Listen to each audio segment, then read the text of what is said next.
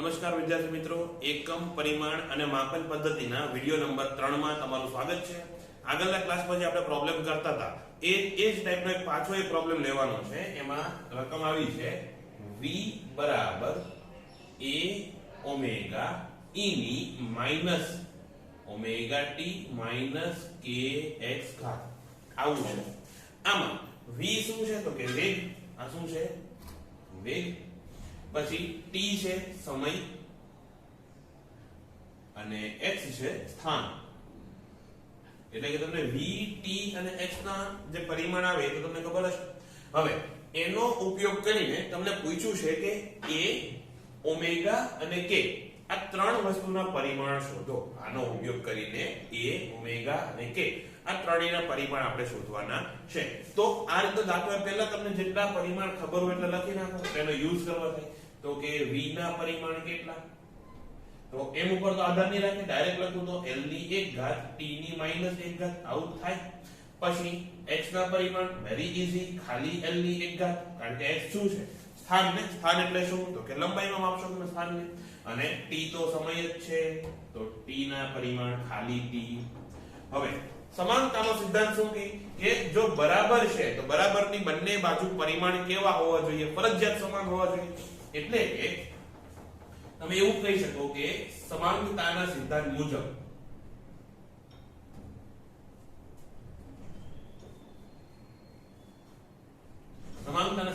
શું થશે તો કે v ના જે પરિમાણ છે એ જ પરિમાણ થશે a omega sin kx sin નથી ને, e ટુ ધી પાવર છે. અને તમે પણ લખતા નહીં, કારણ કે હજી આની આગળ હું બીજું લખાવીશ, પછી આ લખવાનું થશે. ખાલી સમજાવું છું, અત્યારે તમે આ લખતા નહીં. તો a ઓમેગા e ની minus omega t minus kx ઘાત. હવે e વાળું જે પદ છે મેં તમને કાલે કીધું હતું કે કોઈ ઘાત વાળું પદ હોય અથવા જે ટ્રિગોનોમેટ્રિક ફંક્શન હોય એટલે કે ત્રિકોણમિતીય વિધેય હોય sin cos tan વાળા, અથવા લોગેરિધમિક એટલે કે લઘુગુણકીય વિધેય હોય તો એના પરિમાણ કેવા? 0. એ બધા કેવા? નાકકાન વગરના. એટલે આના પરિમાણ તો કેટલા થવાના? 0 થવાના. આ જે વસ્તુ છે એ તો પરિમાણ રહિત છે. એટલે કે હું એવું પણ કહી શકું કે માટે v ના પરિમાણ એ થશે a અને ઓમેગા ના પરિમાણ જેટલું. હવે પ્રોબ્લેમ એ છે કે તમને a ના પરિમાણ નથી ખબર, ઓમેગા ના પરિમાણ નથી ખબર. હે ને? આમાંથી ધારો કે તમને a ના પરિમાણ ખબર હોય તો પછી તમે ઓમેગા ના શોધી શકો, કારણ કે v ના તો ખબર જ છે. અથવા ઓમેગા ના ખબર હોય તો તમે a ના શોધી શકો, પણ બે ના નથી ખબર તો એનું શું કરવું? એટલા માટે ડાયરેક્ટલી તમે સમાનતાનો સિદ્ધાંત અહીંયા વાપરી શકશો નહીં. પહેલા a અથવા ઓમેગા બેમાંથી કોઈના એકના પરિમાણ જાણવા પડશે. હવે જો આખા સૂત્રમાં a કેટલી વાર આવે છે? આખા સૂત્રમાં a એક જ વાર આવે છે સ્ટાર્ટિંગ, હે ને? પણ આખા સૂત્રમાં ઓમેગા બે વાર આવે છે. એટલે એટલી આપણને ખબર પડી ગઈ કે ઓમેગા ના પરિમાણ આપણે અહીંયાથી ખેંચી લઈએ તો પછી આમાં કિંમત મૂકીને a ના પરિમાણે શોધી શકાય. ફરીથી કહું છું, આ બ્રેકેટમાંથી તમે ઓમેગા ના પરિમાણ જો શોધી શકો તો પછી તમે અહીંયા a ના પરિમાણ શોધી શકશો. તો a ના પછી બ્રેકેટના પરિમાણ કેવી રીતે શોધવાના? પાછું કાલનું યાદ કરો, મેં એવું કીધું હતું કે e ની કાઈ પણ ઘાત હોય એટલે આ આખું તો નાકકાન વગરનું હોય, એટલે કે પરિમાણ રહિત હોય, પણ સાથે ઉપર જે x છે ને એ પણ કેવો હોય? પરિમાણ રહિત. બોલો ક્લિયર છે? e ની કે કોઈ પણ વસ્તુની ઘાત તમે ત્યારે જ કરી શકો જ્યારે એના કોઈ પરિમાણ હોય નહીં. એટલે કે ઘાત કેવી હોય? હંમેશા પરિમાણ રહિત જ હોય. યાદ રાખજો. ફરીને એકની એક વાત નહીં કહું તો ઉપર જે આ બ્રેકેટ છે એ આખું કેવું? પરિમાણ રહિત, હે ને? તો અહીંયા આવું કહી શકો કે ઓમેગા t માઈનસ kx બંને કેવા છે? પરિમાણ રહિત. એટલે બંનેના પરિમાણ m0 l0 અને t પણ 0 આવું થશે. હવે બીજી વાત, પાછો સમાનતાનો સિદ્ધાંત વિચારો કે જો બાદબાકી હોય તો સરવાળો બાદબાકી લેસ ધેન ગ્રેટર ધેન કંઈ પણ. અત્યારે બાદબાકી છે, જો બાદબાકી હોય તો એની બંને બાજુ પરિમાણ કેવા? સરખા. અને એ પણ કેટલું? તો કે જે એનું કુલ પરિમાણ બનતું હોય એ જ. એટલે તમે આવું કહી શકો કે માટે ઓમેગા t ના પરિમાણ અને kx ના પરિમાણ સરખા છે. અને એ પણ કેવા છે? તો કે આખાના પરિમાણ હોય એટલા. તો એ કેટલા છે? m0 l0 અને t પણ 0 આવું થશે. એટલે પહેલા આપણે k ના પરિમાણ શોધી લઈએ એટલે k નો કેસ ક્લોઝ થઈ જાય. પછી ઓમેગા ના શોધી લઈશું ને પછી k નું. ઓકે, તો માટે તમે એમ કહી શકો કે k ના પરિમાણ કેટલા થશે? તો પરિમાણ ઓફ k બરાબર આખાના પરિમાણ કેટલા? m0 m0 l0 t0 આખાના છેદમાં હવે x ને નીચે લઈએ એમાં આ ખબર પડી કે x બરાબર આ હતું ને મતલબ કે k ના પરિમાણ ગુણ્યા x ના પરિમાણ બરાબર આ હતું તો ખાલી k ના પરિમાણ શું થાય x ના પરિમાણને બરાબર ની આ બાજુ લઈ આવો બરાબર ની આ બાજુ લઈ આવો તો છેદમાં હોય છે ઓકે અને x ના પરિમાણ કેટલા તો કે l ની 1 ઘાત તો આખું લખું છું m0 l0 t0 આખાના છેદમાં l x ના પરિમાણ કેટલા l હવે l ને ઉપર લઈ જાવ તો ઘાત કેવી માઈનસ થઈ જાય અત્યારે કેટલી ઘાત છે નીચે પ્લસ 1 ઘાત છે ઉપર લઈ જાવ તો માઈનસ 1 ઘાત અને બાકી m અને t તો બદલાશે નહીં તો k ના પરિમાણ કેટલા આવ્યા ચલો અહીંયા લખો તો k ના પરિમાણ આવેગા m0 l ની -1 ઘાત અને t0 બોલો ક્લિયર છે k ના પરિમાણ આવ્યા એવી રીતે વિડિયો પોઝ કરીને ટ્રાય કરો ઓમેગા ના પરિમાણ કેટલા આવે છે અને આન્સર લખો કે હું અહીંયા ગણવાનો જ છું પણ વિડિયો પોઝ કરીને ટ્રાય તો કરો ઠીક છે ચલો થઈ ગઈ ટ્રાય હવે હું ગણવાનો છું ફરીથી એક કામ કરીએ આને તમે સમીકરણ 1 કહી દો કે એટલે સમીકરણ 1 પરથી સમીકરણ 1 પરથી ઓમેગા t અને આના પરિમાણ સરખા છે ને તો ઓમેગા t ના પરિમાણ બરાબર કેટલા 0 0 0 કે તો ઓમેગા ના પરિમાણ કેટલા થાય તો કે આના જે પરિમાણ હોય એના છેદમાં t ના પરિમાણ ડાયરેક્ટલી લખું છું તો t એને સ્મોલ t નીચે લઈ આવો તો એના પરિમાણ આવશે એ કેટલા છે કેપિટલ t છે એને ઉપર લઈ જાવ તો t ની -1 ઘાત થાય હવે તને જેવું સેમ જ છે તો ઓમેગા બરાબર m0 l0 અને t ની -1 ઘાત તો k ના પરિમાણ આવી ગયા ઓમેગા ના પરિમાણ આવી ગયા હવે તમે a ઓમેગા ના પરિમાણ શોધી શકો આ બધું સમાશે હા થોડું દેખાય એવું તો છે તો આટલામાં આપણે લખી નાખીએ તો સમાનતાના સિદ્ધાંત મુજબ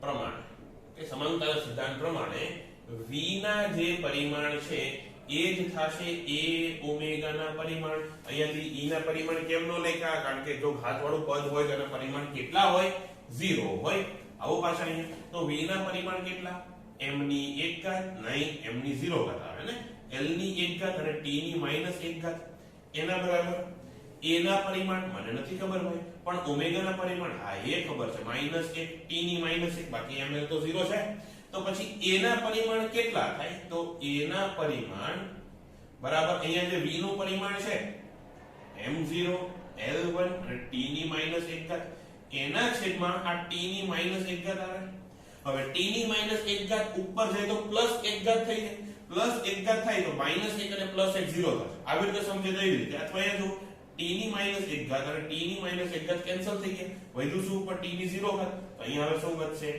m0 l ની 1 ઘાત અને t ની 0 ઘાત આ થઈ ગયા તમારે a ના પરિમાણ અને a પણ આવી ગયું કે ક્લિયર છે આમાંથી આપણે a ઓમેગા અને k ત્રણેયના પરિમાણ શોધ્યા હવે ફટાફટ સ્ક્રીનશોટ લેવો તો સ્ક્રીનશોટ લઈ લો કોપી કરવી હોય તો કોપી કરી લો નહીતર pdf માં તમને આન્સર મળી જશે હવે આગળ જોવાનું છે કે આ પારિમાણિક વિશ્લેષણ કર્યું એનો ઉપયોગ હું એને આપણે કામમાં ક્યાં લેશું એ ચેક કરીએ તો પહેલો ઉપયોગ છે કે ભૌતિક સંબંધની સત્યતા ચકાસવા એટલે કે તમને જો કોઈ સૂત્ર આપ્યું હોય એ સાચું છે કે ખોટું એ આપણે ચેક કરવાનું છે જો એક વસ્તુ તમે ધ્યાનમાં રાખજો લાસ્ટમાં આપણે જોઈશું કે આની મર્યાદા શું આવે અત્યારે ખાલી શોર્ટમાં કહી દઉં કે જો એક પારિમાણિક રીતે સૂત્ર સાચું હોય તો સૂત્ર હંમેશા સાચું જ છે એવું જરૂરી નથી પણ જો પારિમાણિક રીતે સૂત્ર ખોટું હોય તો સૂત્ર હંમેશા ખોટું જ હશે અને આ કોના જેવું છે કે ફિલ્ટર જેવું છે ધારો કે તમે એકદમ 4-5 ફિલ્ટર રાખેલા છે ઉપરથી તમે પાણી ઢોળો ઓકે ધારો કે આમાંથી પાસ થઈ ગયું પણ આમાંથી પાસ થશે એવું જરૂરી નથી કચરું કંઈક હોય એ ઉપરનામાંથી પાસ થઈ ગયું પણ નીચેનામાંથી પાસ થવું જરૂરી નથી પણ જો ઉપરનામાંથી પાસ નહીં થાય તો નીચેના સુધી તો પહોંચશે નહીં હે ને મતલબ આ જે પારિમાણિક વિશ્લેષણ છે એ શું છે એકાદો ફિલ્ટર જેવું જ છે એક ફિલ્ટર કરીને તમે ખોટા સૂત્રને સાઈડમાં કાઢી શકો પણ હંમેશા સાચા જ હશે એવું જરૂરી નથી એક ઉદાહરણ આપી દઉં હું લખું કે v બરાબર at હે ને આ સૂત્ર સાચું છે તો હા સાચું છે પારિમાણિક વિશ્લેષણ જો તમે કરશો આ વેગ આ પ્રવેગ અને આ સમય તો તમને આના પરિમાણ બરાબર આના પરિમાણ દેખાશે સૂત્ર સાચું છે પણ જો આવું લખું v બરાબર at² તો આ સૂત્ર ખોટું છે ક્લિયર છે પણ પારિમાણિક રીતે ચેક કરજો, સૂત્ર ખોટું આવશે. આના પરિમાણ અને આના પરિમાણ સૂત્ર સમાન આવશે નહીં. પણ હું આવું લખું v બરાબર 80 અને v બરાબર 10 80. હવે શું? તો આ સૂત્ર પણ પારિમાણિક રીતે તો સાચું જ આવશે. v બરાબર 10 80 વાળું સૂત્ર પણ પારિમાણિક રીતે ખોટું આવશે નહીં. પણ જો એમ કહું કે અચળ વેગી ગતિ થાય છે તો પછી આ સૂત્ર અહીંયા v આવશે. અહીંયા v આવશે. અચળ વેગી ગતિ થાય છે તો આ સૂત્ર ખોટું છે. પણ પરિમાણિક જે આપણે વિશ્લેષણ છે પારિમાણિક, એ તમને નહીં કહે કે આ સૂત્ર ખોટું છે, તેમ જ કહેશે સાચું છે. પછી આગળ બીજું બધી વસ્તુ ચેક કરવી પડશે કે ખરેખર આવું થાય છે કે પ્રાયોગિક રીતે ચેક કરતા સૂત્ર ખોટું આવી શકે. સમજાય છે? ફરીથી કહું છું, પારિમાણિક વિશ્લેષણ કરો અને તમને સૂત્ર સાચું મળે તો પ્રાયોગિક રીતે સૂત્ર ખોટું મળી શકે. પણ પારિમાણિક વિશ્લેષણ કરો અને સૂત્ર ખોટું મળે તો પછી આગળ વધવાનું નહીં, પ્રાયોગિક રીતે પણ એ સાચું નહીં આવે. ઓકે, એટલે આ જો ખોટું કહી દે એટલે ખોટું ફાઇનલ, સાચું કહી દે એટલે સાચું ફાઇનલ નહીં, સાચું હોઈ શકે. ક્લિયર છે? તો ડાયરેક્ટ ઉદાહરણથી આપણે ચાલુ કરીએ. એક એક્ઝામ્પલ લખો અને આ રકમ આજે શું લખ્યું છે પણ તમને કહી દઉં. તો કે બુમરેંગ જોયું છે? તો બુમરેંગ કોને કહે ખબર છે? એ આવું કઈ હોય, આવું સી શેપનું તો ન હોય, આમ એલ શેપનું હોય, એ આવું હોય. હા, બુમરેંગ આવું હોય, આવું ન હોય. બુમરેંગ આવું હોય. હવે આને તમે ફેંકો ને, અહીંથી તમે ફેંકો એટલે ફરીને પાછું તમારી પાસે જ આવે. આ એવી રીતે ડિઝાઇન કરેલું હોય કે ગોળ ગોળ ગોળ ગોળ ગોળ ફરીને પાછું તમારી પાસે આવે. ઓકે, આને હથિયાર તરીકે વાપરવામાં આવતું જ્યારે આદિવાસીઓ હતા ત્યારની વાત છે, એને હથિયાર તરીકે વાપરવામાં આવતું. ઓકે, આ એક્સ્ટ્રા ઇન્ફોર્મેશન. હવે આવો પાછા સવાલ ઉપર. તો એક બુમરેંગનું દળ, સપાટીનું ક્ષેત્રફળ તથા ઓકે બુમરેંગનું દળ m છે, સપાટીનું ક્ષેત્રફળ a છે તથા વક્રતાની ત્રિજ્યા છે r. તે v વેગથી ρ ઘનતાવાળી હવામાં ગતિ કરે છે. તો તેના પર લાગતા અવરોધક બળનું સૂત્ર કયું હશે? ફરીથી કહું છું, આ બુમરેંગ છે, એને મેં ફેંક્યું. હવે એમાં કઈ કઈ વસ્તુ આપણને આપેલી છે? તો એક તો આપેલું છે એનું દળ, પછી આપેલું છે એનો એરિયા, એટલે કે આ જે બુમરેંગ બને એ આ, તો એનો આજે સપાટીનો એરિયા કેટલો હશે, વિસ્તાર કેટલો હશે એ આપેલું છે. ત્રીજું આપેલું છે કે એની ત્રિજ્યા, એટલે કે આજે વર્તુળાકાર ચાપ જેવું બનાવે કે નહીં, તો એની જે ત્રિજ્યા આવે એને કહેવાય એની વક્રતાની ત્રિજ્યા. તો એક r આપેલો છે. ઓકે, આ ત્રણ વસ્તુ આપેલી છે બુમરેંગ. હવે બુમરેંગ શું કરે છે? તો કે ગતિ કરે છે. હવામાં તમે ફેંક્યું છે તો v વેગથી ગતિ કરતો હશે. ઓકે, તો બુમરેંગ છે એ v વેગથી ગતિ કરે છે. ક્યાં ગતિ કરે છે? તો કે ρ ઘનતાવાળી હવા. અને હવા એકદમ ઘટ્ટ હશે તો કંઈક બળ અલગ લાગશે, હવા એકદમ પતલી હશે તો બળ વધારે લાગશે, સોરી બળ ઓછું લાગશે.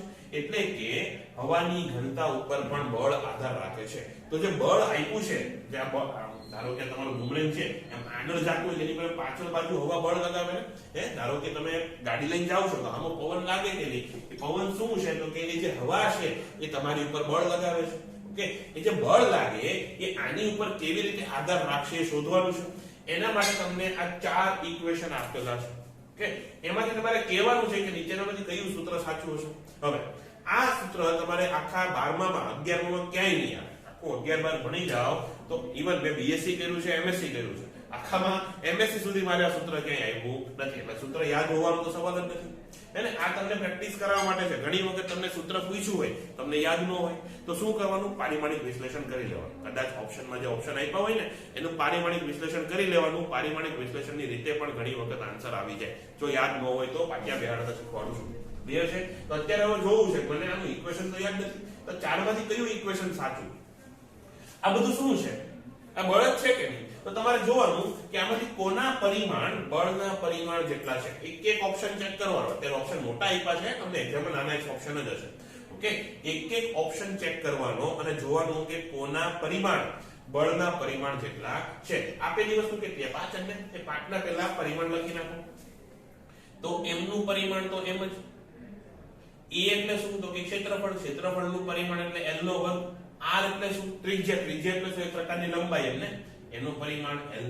v એટલે શું? તો વેગ છે ભાઈ, તો l1 અને t ની -1. અને ρ શું છે? ઘનતા. ઘનતા એટલે શું? દળના છેદમાં કદ. તો દળનું પરિમાણ 1 અને કદનું પરિમાણ l ની 3 ઘાત, પણ છેદમાં ને એટલે l -3. બોલો ખબર પડી તમને? ઓકે, બાકી ઘનતાના પરિમાણ તમને ગઈકાલે ડીપીપી માં પણ શોધવાનું કીધું હતું, એટલા માટે જ કીધું હતું કારણ કે આજના ક્લાસમાં આપણે એનો ઉપયોગ કરવાનો હતો. તો હવે આપણે પડી ગયું, પણ આશા રાખું કે તમને સમજાઈ ગયું ઘનતાના પરિમાણ. હવે બસ આ બધાનો ઉપયોગ કરીને એક ઓપ્શન આપણે મારે ચેક કરવાના છે. તો હું શરૂઆત કરું વિકલ્પ 1 થી. વિકલ્પ એ. વિકલ્પ એ ના પરિમાણ મારે શોધવા છે, એટલે કે આખાના પરિમાણ શોધવા. જો આટલું બધું લખવાનું છે એટલે શોર્ટમાં લખું છું. પહેલા એટલું તો તમને ખબર છે ને કે આટલો જે ભાગ છે એના કોઈ પરિમાણ નહીં આવે, એટલે લોગના પરિમાણ આવે નહીં. કોઈ ઘાત હોય તો એના પરિમાણ આવે નહીં, કોઈ ત્રિકોણમિતિય વિધેય હોય તો એના પરિમાણ આવે નહીં. એટલે આપણે વિધેય પરિમાણ કોના ચેક કરવા, તો કે આ લોગની બહાર જે છે, આ જે મેઇન જમાદાર જે બેઠો છે બહાર વોચમેન, એના જ આપણે પરિમાણ ચેક કરવાના. એ આ ભાગ બોલો ક્લિયર છે. લોગના પરિમાણ તો 0 0 0 જ થવાના છે, એના ટેન્શન લેવાનું નથી. એટલે આપણે ચેક કરીએ 2 રો v a એના છેદમાં r નો વર્ગ, એ આના પરિમાણ મારે ચેક કરવા છે.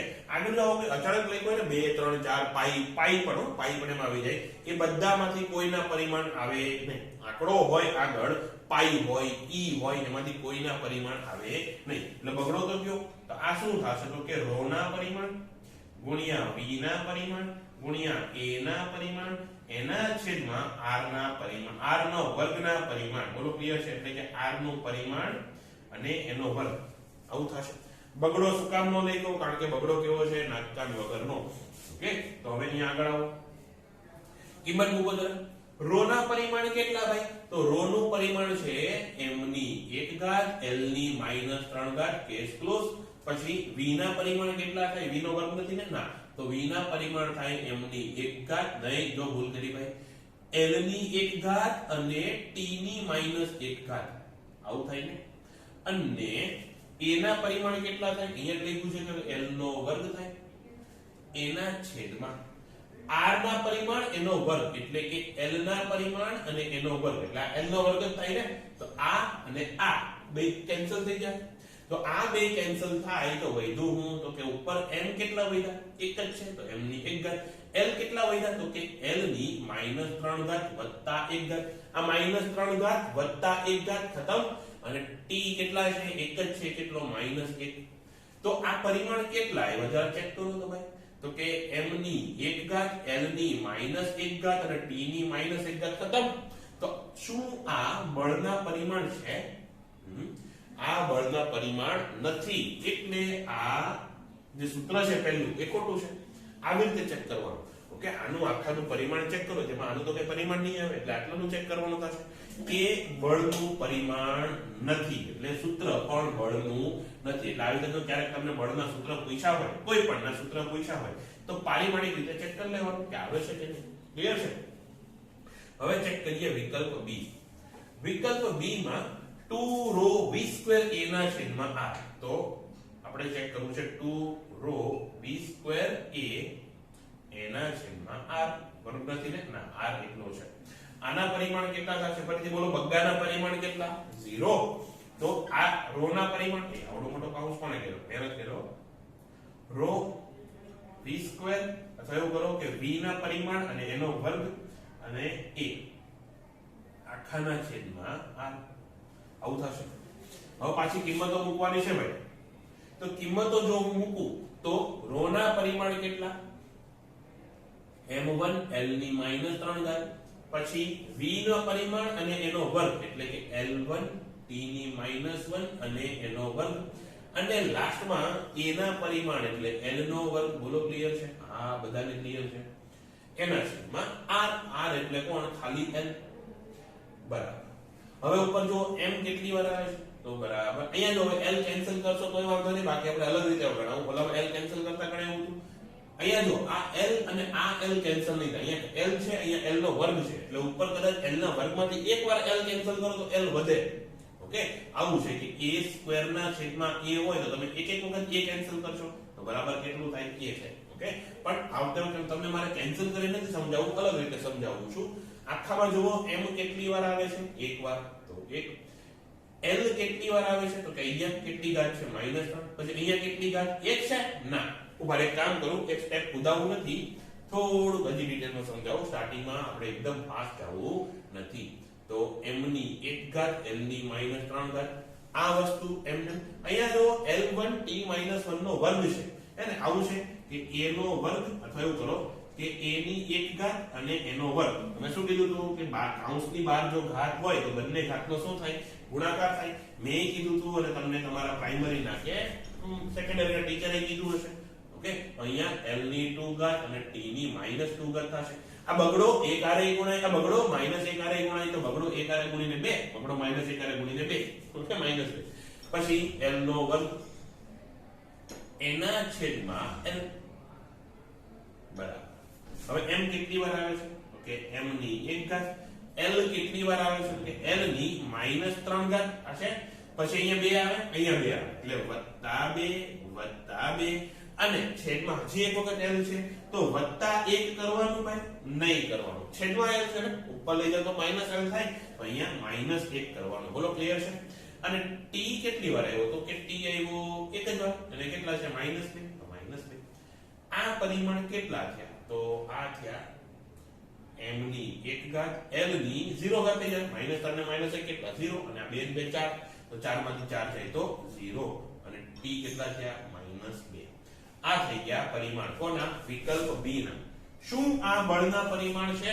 બળના પરિમાણ એટલે કેટલા? તો કે બળના પરિમાણ આવા દેખાય. ખબર છે ને કે m ની 1 ઘાત, l ની 1 ઘાત, t ની -2 ઘાત. જો અહીંયા -2 ઘાત હોત તો આપણો પ્રોબ્લેમ સોલ્વ થઈ જાય, પણ નથી. એટલે આ ઓપ્શન ડી પણ આન્સર આવશે નહીં. હવે આનાથી આગળ હું ગણવાનો નથી. કે હવે વૈધા ગયા ઓપ્શન સી અને ઓપ્શન ડી, એ તમારે હાથે સોલ્વ કરવાના છે. કે ઓપ્શન સી ના પરિમાણ ચેક કરો, ઓપ્શન ડી ના પરિમાણ ચેક કરો અને જોવો કે બળના પરિમાણ આવે છે. જો આવે તો એ તમારો આન્સર, જો ન આવે તો પછી ભગવાન બચો આવી જશે. ઓપ્શન સી માં જવાબ આવશે. એટલે ઓપ્શન સી માં જો તમારો જવાબ ન આવે તો ચેક કરજો ક્યાં ભૂલ થાય છે. ઓકે, બાકી આન્સર તમને પીડીએફ માં છે, પણ શક્ય હોય તો આન્સર જોયા વગર સોલ્વ કરવાની કોશિશ કરજો. ઠીક છે? હવે આગળનું ઉદાહરણ છે એ છે કે તપાસો કે આપેલું સમીકરણ સત્ય છે કે નથી. અને આપેલું સમીકરણ છે આવું કે p બરાબર છે 3fv², 3fv² એના છેદમાં પાઈ નો વર્ગ, પછી છે t નો વર્ગ અને x. આ સૂત્ર સાચું છે કે નહીં? જ્યાં આ p શું છે? તો કે પાવર, પછી f શું છે? તો કે બળ, v શું છે? તો કે વેગ, t શું છે? સમય, અને x શું છે? તો કે સ્થાન. કે આવું આપેલું છે. તમારે ચેક કરવાનું છે કે આપેલું સૂત્ર સાચું છે કે ખોટું છે. તો શું કરવાનું? ડાબી બાજુના પરિમાણ જોઈ લેવા, જમણી બાજુના પરિમાણ જોઈ લેવા. બંને પરિમાણ સાચા હોય, મતલબ કે બંને પરિમાણ સરખા હોય, તો પછી તમારો જવાબ સાચો કે સાચો હોઈ શકે. સાચો જ છે એવું નહીં, ઓકે, પણ સત્ય છે કે નહીં? તો પારિમાણિક રીતે તો સાચો. કે બંને બાજુના પરિમાણ સરખા હોય તો પારિમાણિક રીતે બંને બાજુ સરખા છે. હવે એટલે કે સાચું છે. તો પહેલા ડાબી બાજુના પરિમાણ શોધી લઈએ. એટલે આવી રીતે હું લખું છું LHS. LHS એટલે ડાબા, જે કે ને ડાબી બાજુ, અથવા ઇંગ્લિશમાં કહીએ તો લેફ્ટ હેન્ડ સાઇડ, એટલે LHS. LHS ના પરિમાણ એટલે કોણ? તો કે પાવર ના પરિમાણ ને. અને પાવર ના પરિમાણ કેટલા આવે? કે આવે m ની 1 ઘાત, l ની 2 ઘાત અને t ની -3 ઘાત. આવા થાય પાવર ના પરિમાણ. ઓકે, 1 2 -3. હવે જમણી બાજુ ચેક કરીએ તો જવાબ અથવા RHS લખો. RHS એટલે right hand side. Okay, right hand side ના પરિમાણ એટલે કે 3fv² ના છેદમાં π² t² અને x. આના પરિમાણ એ કેટલા થશે? તો 3 ના પરિમાણ કેટલા? હમણાં ગયા વિડિયોમાં ગયા દાખલામાં કીધું 3 ના પરિમાણ 0. એવી જ રીતે π² ના પરિમાણ પણ 0. એટલે આપણે fv² માં જેટલા t² x શોધવાનું. તો f ના પરિમાણ ગુણ્યા v² ના પરિમાણ એટલે કે v ના પરિમાણનો વર્ગ છેદમાં t ના પરિમાણનો વર્ગ અને x ના પરિમાણ. ઓકે, હવે f ના પરિમાણ હવે તો યાદ રહી જ જવા જોઈએ કે m ની 1 ઘાત, l ની 1 ઘાત, t ની -2 ઘાત. યાદ છે ને? છેદમાં ગુણ્યા v ના પરિમાણ તો કે l ની 1 ઘાત, t ની -1 ઘાત અને n નો વર્ગ છેદમાં t. t તો ઈઝી છે, તો કે ખાલી t પણ એનો વર્ગ અને x એટલે l. આવું થાય. હવે જો m કેટલી વાર આવે છે? હવે આ હું ડાયરેક્ટ કરું છું. અહીંયા ફરીથી શું કરવાનું? ચલો સ્ટેપ કુદાવું નથી તો તો આખું લખી નાખો પહેલા m1 l1 t ની -2 ઘાત. અહીંયા જો 1 મિનિટ, હવે l ની 1 ઘાત અને એના કૌંસની બહાર વર્ગ છે એટલે કે ઘાત ગુણાય તો અહીંયા l ની 2 ઘાત થઈ જશે અને t ની -2 ઘાત થઈ જશે. બોલો ક્લિયર છે? આખાના છેદમાં t નો વર્ગ એટલે કે t ની 2 ઘાત બોલાય અને t ની 1 ઘાત એનો વર્ગ એટલે t ની 2 ઘાત અને l આના બરાબર. હવે m કેટલી વાર આવ્યો આખામાં? એક જ વાર આવ્યો 1. l કેટલી વાર આવ્યો? જો l ની 1 ઘાત, l ની 2 ઘાત ધન 2 ને તો વત્તા 2, નીચે l ની 1 ઘાત પણ માઈનસ, નીચે l ની 1 ઘાત પણ માઈનસ કારણ કે છેદમાં છે. ઓકે, છેદને ઉપર લાવો તો -1 ઘાત થશે ને એટલે -1 થઈ ગયા. l નો વહીવટ પૂરો. પછી t, t ની કેટલી ઘાત છે? તો કે -2 ઘાત, અહીંયા પણ -2 ઘાત, અહીંયા t નો વર્ગ છે ઉપર લઈ લો તો હજી માઈનસ થઈ જશે તો -2 ઘાત. આ કેટલો આવ્યો? તો કે બરાબર m ની 1 ઘાત, l ની 1 ને 3 માંથી 1 જાય તો પાછો 2 તો l ની 2 ઘાત અને t ની કેટલી ઘાત આવી ભાઈ? -6 ઘાત આવી. આપણે કેટલી લાવવી હતી? ક્યાં આવી ગયું? અહીંયા -3 ઘાત આવી હોય ને તો આ સૂત્ર સાચું થાય.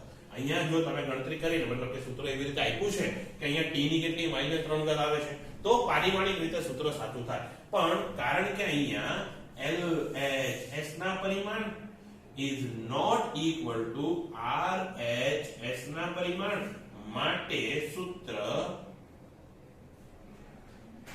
ખોટું છે. જો સૂત્ર ખોટું હોય તો લખી જ નાખવાનું કે સૂત્ર ખોટું છે.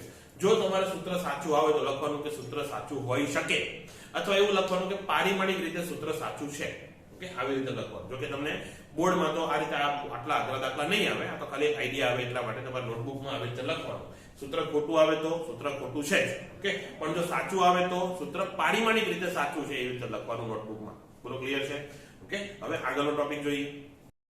હવે એની બીજા નંબરનો જે ઉપયોગ છે એ છે કે આપેલી ભૌતિક રાશિઓ વચ્ચે સંબંધ સ્થાપિત કરવા. એટલે કે કંઈ તમને કીધું હોય, ઉદાહરણ લેશો એટલે સમજાઈ જશે કે એક રાશિ છે બાકીની 3 રાશિઓ પર આવી રીતે આધાર રાખે છે તો બંને મતલબ કે ચારેય વચ્ચે સંબંધ શું હશે, એનું સૂત્ર શું બનશે એ આપણે શોધવાનું છે.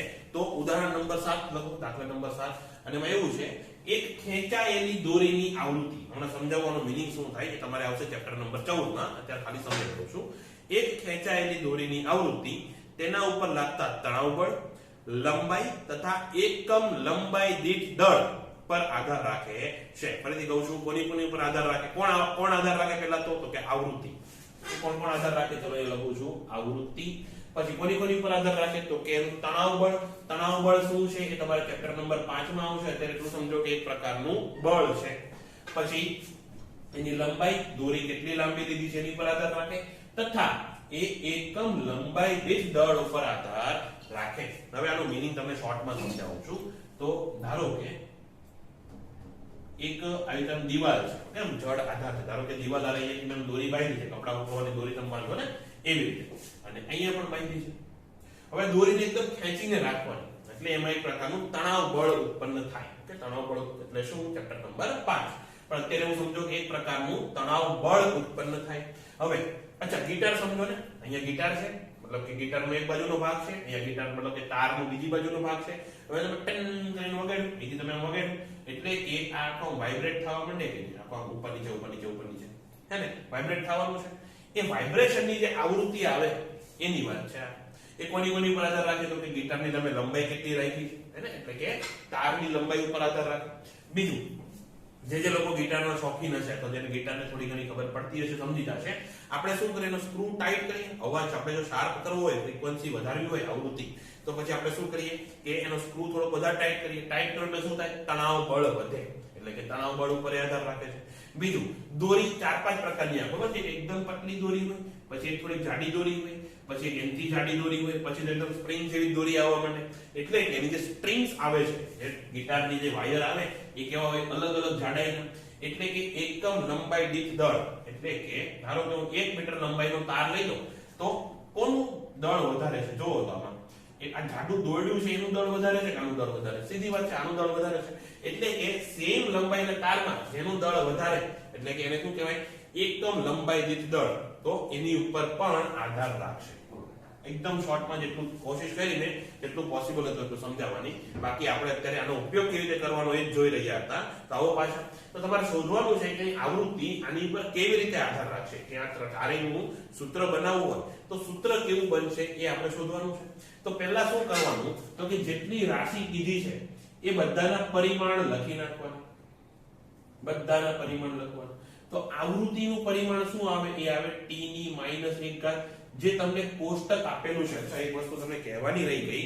ગઈકાલના વિડીયોમાં જે આપણે ચલાવ્યું, એટલે ગઈકાલે નહીં, પહેલો વિડીયો, સૌથી પહેલો વિડીયો જે આવ્યો હતો એની વખતે મેં તમને નોટ્સ મોકલી હતી. એ નોટ્સમાં આખું મોટું મસ્ત ટેબલ હતું. મોટા ભાગની બધી જ રાશિઓ હતી, એમાં બધાના એકમ હતા, બધાના પરિમાણ હતા, બધાના સૂત્ર હતા. એ તમારે નોટબુકમાં આખું કોપી કરવાનું છે. ક્લાસમાં આખું ટેબલ તો ભણાવવું શક્ય નથી. એ જેમ જેમ ચેપ્ટર ચાલતા જશે ભણાવશું. પણ અત્યારે ક્લાસમાં નથી ભણાવવાનો મતલબ એવો નહીં તમારે લખવાનું નથી. જે નોટ છે આખી કોપી કરવાની છે. કોપી એટલે સમજીને, આખું બંધ કરીને આંધળાની જેમ કોપી નથી કરવાની છે ને, વાંદરાની જેમ. પણ કોશિશ કરવાની છે કે તમને જેટલું સમજે એટલી ટ્રાય કરો. બાકી તમને જેમ જેમ ચેપ્ટર ચાલશે એમ આવડી જશે. પણ ટેબલ આખું કોપી કરવાનું છે. આવો પાછા અહીંયા એમાં જો ફ્રીક્વન્સીનું જે પરિમાણ છે કેટલું આવશે? t ની -1 ઘાત આવશે. પછી બળ. અચ્છા, સ્મોલ f અને કેપિટલ f માં કન્ફ્યુઝ થતા નહીં હો. કેપિટલ F એટલે બળ, સ્મોલ f એટલે આવૃત્તિ, ફ્રીક્વન્સી. બળના પરિમાણ મેં તમને કીધું કે ગોખાઈ જવા જોઈએ L1t - 2, m1 L1t - 2. લંબાઈ વેરી ઈઝી, L ખાલી L. આ શું છે? એકમ લંબાઈ દીઠ દળ. એટલે કે આવું કહેવાય μ બરાબર m ના છેદમાં L. એકમ લંબાઈ દીઠ દળ. જે કઈ એકમ કે ને છેદમાં રાખવાનું. એકમ સમયમાં કાપેલું અંતર અને શું કે આપણે વેગ કહીએ ને, તો કાપેલું અંતર અને એકમ સમયમાં એટલે આપણે ક્યાં લખીએ? છેદમાં. એટલે એકમ કે એટલે શું લખવાનું? છેદમાં. તો μ બરાબર શું છે? કેપિટલ M ના છેદમાં L છે. તો એનું પરિમાણ કેવું આવશે? તો કે દળ ના એક. L નું ઉપર લઈ જાવ તો -1 ઘાત થઈ જાય. એટલે કે L ની -1 ઘાત. હવે સમય ઉપર આધાર રાખશે નહીં. તો એકમ લંબાઈ દીઠ દળના પરિમાણ કેટલા આવે? 1 - 1 0. બોલો ક્લિયર છે? ઓકે, હવે આગળ. આની પછી શું કરવાનું? આ સ્ટેપ નંબર 1 મેં તમને કીધું. આ રીતના દાખલામાં સ્ટેપ નંબર 1 કે જેટલી રાશિ આપેલી છે બધાના પરિમાણ લખી નાખો. પછી ધારો કે જે બળ છે એ સમપ્રમાણમાં છે. સોરી, આપણે ફ્રીક્વન્સી શોધવી છે ને, તો જે ફ્રીક્વન્સી છે એ સમપ્રમાણમાં છે f ની a ઘાત, l ની b ઘાત અને μ ની c ઘાત. આપણને ખબર નથી કેવી રીતે સમપ્રમાણમાં છે, હે ને, કેટલી ઘાતના પ્રમાણમાં છે એ આપણને ખબર નથી. એટલે આપણે અનનોન અજાણી ઘાત લઈ લેવાની a, b અને c. પછી આપણે a, b, c ના મૂલ્ય શોધીશું એટલે આપણું ઇક્વેશન કમ્પ્લીટ. ઓકે, જો આ સમપ્રમાણતા હટાવું તો આવું લખાય કે f બરાબર k, f ની a ઘાત, l ની b ઘાત અને μ ની c ઘાત. આવું લખે. હવે આ k શું છે? તો કે પરિમાણ રહિત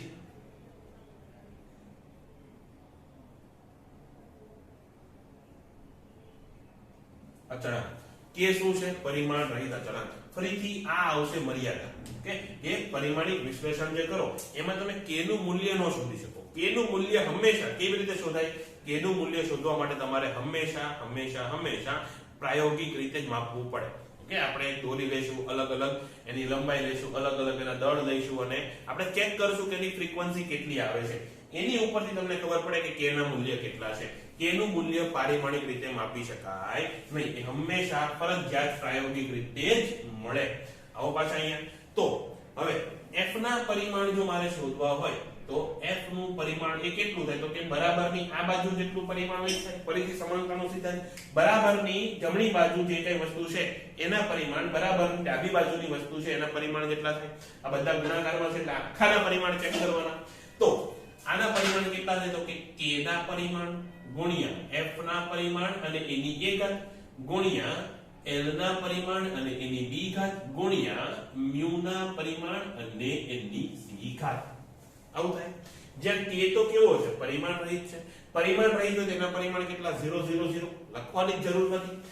f ના પરિમાણ હવે કિંમત મૂકો તો કે t ની -1 ઘાત એના બરાબર f ના પરિમાણ કેટલા છે?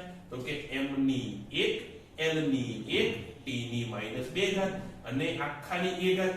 કૌંસની બહાર ઘાત હોય તો શું કરવાનું? અંદરની બધી ઘાત સાથે ગુણાકાર કરવાનો, યાદ છે ને? પછી l ના પરિમાણ કેટલા l અને એની b ઘાત, mu ના પરિમાણ કેટલા તો કે m ની 1 l ની -1 અને આખાની c ઘાત. હવે આ બધી ઘાત છે એને અંદર ગુણો તો m ની કેટલી ઘાત થાય તો m ની, ચલો એક મિનિટ અહીંયા થોડી જગ્યા રાખવી પડશે કારણ કે મારે અહીંયા કંઈક લખવું છે, પછી લખું.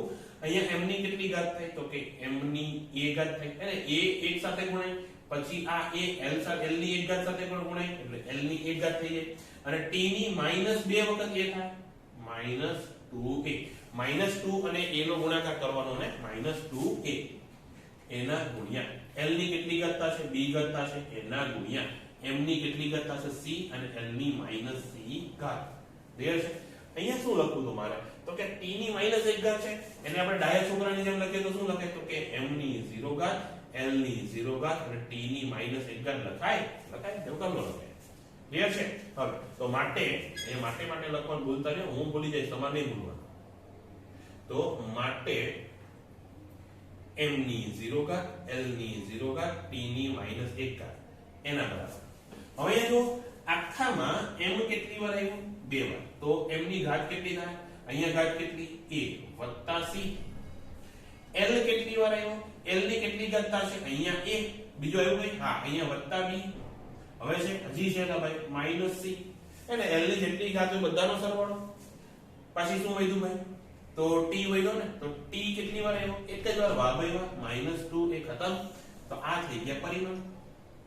હવે બંને બાજુ ઘાત સરખાવો. ધારો કે હું એમ કહું કે x ની 5 ઘાત બરાબર 32 છે. આવો ડાઉટ આપણે ગઈ વખતે કોઈ મેથેમેટિકલ ટૂલ્સ માં આવ્યો હતો તો 32 એટલે શું 2 ની 5 ઘાત લખી શકું આવું થાય. એટલે જો હું એમ કહું કે x ની 5 ઘાત બરાબર 32 છે તો x કેટલો હશે 2 જ હશે કારણ કે જો હું અહીંયા x ની જગ્યાએ 2 મૂકું તો જ આ સાચું છે. x ની જગ્યાએ અહીંયા 1 મૂકી દીધું હોત તો 1 ની 5 ઘાત તો 1 જ થાય એટલે કે આ ખોટું થઈ ગયું. એટલે x ની 5 ઘાત બરાબર 2 ની 5 ઘાત ક્યારે સાચું હોય જો અહીંયા 2 હોય તો જ. હવે આ જ વસ્તુ હું બીજી રીતે કહું કે 2 ની x ઘાત બરાબર 32 છે એનો મતલબ કે 2 ની કેટલી ઘાત 32 છે કે જો હું x બરાબર 5 મૂકું અને આવું થાય ને બરાબર 2 ની 5 ઘાત એટલે કે જો હું x બરાબર 5 મૂકું તો જ આ સાચું છે હે ને. એટલે કે 2 ની x ઘાત બરાબર 2 ની 5 ઘાત હોય તો આ x અને 5 કેવા છે સરખા છે. આને શું કહેવાય કે આને આધાર સરખાવ્યો કહેવાય. ફરીથી જો 2 ની x ઘાત બરાબર 2 ની 5 ઘાત છે માટે x બરાબર 5 આ શું કહ્યું મેં કે આધાર સરખાવ્યો. આવું નહીં કહેવાનું કે બગડો કેન્સલ ને x બરાબર 5 આવું નહીં કરવાનું. આ શું કર્યું આપણે આધાર સરખાવ્યો. ઓકે તો અહીંયા લખો આધાર સરખાવતા.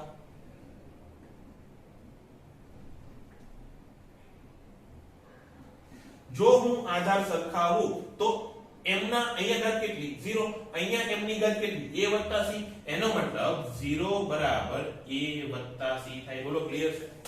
a c બરાબર કેટલું થવાનું 0 કારણ કે અહીંયા m ની ઘાત જેટલી છે એટલી જ અહીંયા m ની ઘાત હોવી જોઈએ. એનો મતલબ કે c બરાબર -a થશે હે ને. આ a ને આ બાજુ લઈ જાઓ અહીંયા c રહેવા દો તો -a બરાબર c એટલે કે c બરાબર -a થશે. આને કહીએ સમીકરણ નંબર 1. હવે આની વાત કરીએ તો કે a b c a b c આ l ની ઘાત છે એનો મતલબ અહીંયા l ની ઘાત કેટલી સરખી થવી જોઈએ તો એના બરાબર 0. Very clear. હવે અહીંયા -1 t ની કેટલી ઘાત -1 અહીંયા t ની કેટલી ઘાત -2a આને સમીકરણ 2 કહેવાનું. તો -1 બરાબર -2a થાય તો હું એવું કહી શકું કે a બરાબર -1 ના છેદમાં -2 આ -1 હતો આ -2 ને આ બાજુ લઈ જતો છેદમાં જાય તો -1 ના છેદમાં -2 એટલે કેટલા 1 ના છેદમાં 2 આને કહી દો સમીકરણ નંબર 3. હવે તમને કોની કિંમત મળી ખાલી a ની કિંમત ખબર છે કેટલી 1 ના છેદમાં 2. હવે જો a ની કિંમત ખબર છે c ની કિંમત મળી જાય અને સમીકરણ 1 માં કિંમત મૂકો 1 માં કિંમત મૂકતા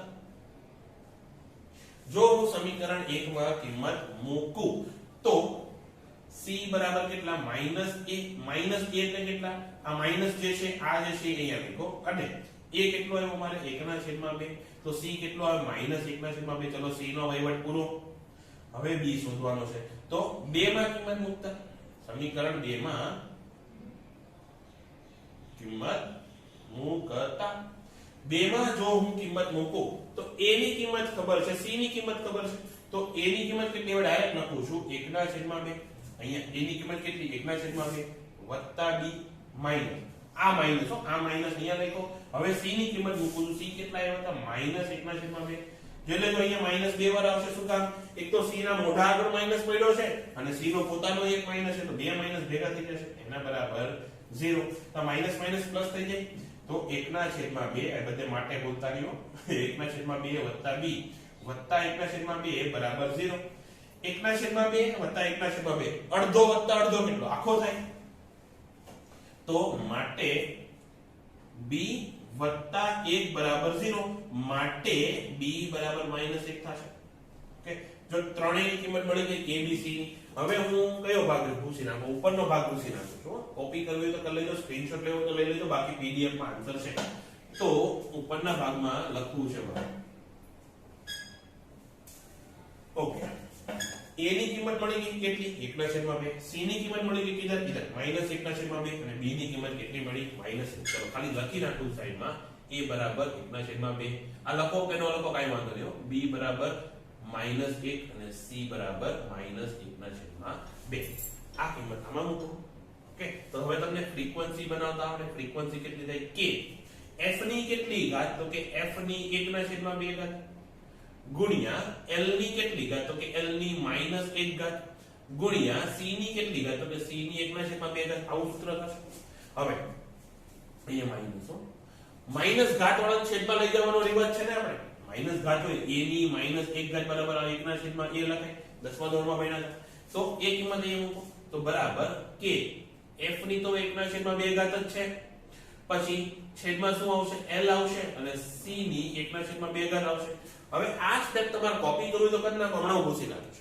ઓકે, બીજી એક વસ્તુ કહી દઉં. ધારો કે a ની x ઘાત છેદમાં b ની x ઘાત છે, બંનેની ઘાત કેવી છે સરખી, તો હું આવું લખી શકું કે a ના છેદમાં b આખાની x ઘાત હે ને, a ના છેદમાં b આખાની x ઘાત લખાય. એ જો f ની 1/2 ઘાત અને c કોણે લખ્યું ભાઈ, c નો આવ્યો, અહીંયા શું આવશે μ આવશે, અહીંયા પણ શું આવશે μ આવશે, μ ની 1/2 ઘાત.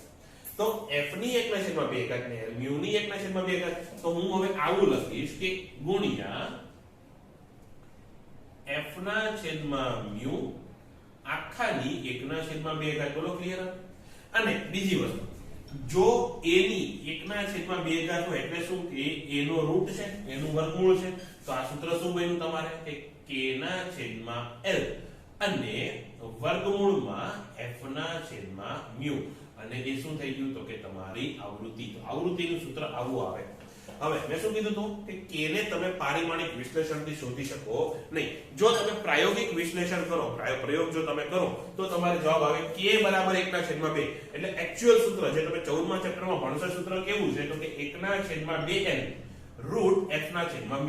ઓકે, પણ અત્યારે આપણે k શોધી શકાય નહીં, એટલે આ તમારું સૂત્ર થશે. એટલે તમારે ઓપ્શન ચેક કરી લેવાના, આ ટાઈપનું સૂત્ર કયું છે હે ને, એમાં k આવતો હોય તો વાંધો નહીં, બાકી 1/2 લખ્યો હોય તો એ આન્સર પણ માર્ક કરી દેવાનો. તો બસ આજનો ક્લાસ અહીંયા પૂરો. કાલના ક્લાસ કરતા થોડોક લાંબો હતો, પણ આશા રાખું કે તમને મજા આવી હશે, જાણવા શીખવા મળ્યું હશે. ડીપીપી જે આવે પ્રોપરલી સોલ્વ કરજો, ન આવડે તો આપણે આવતા ક્લાસમાં ગણીશું.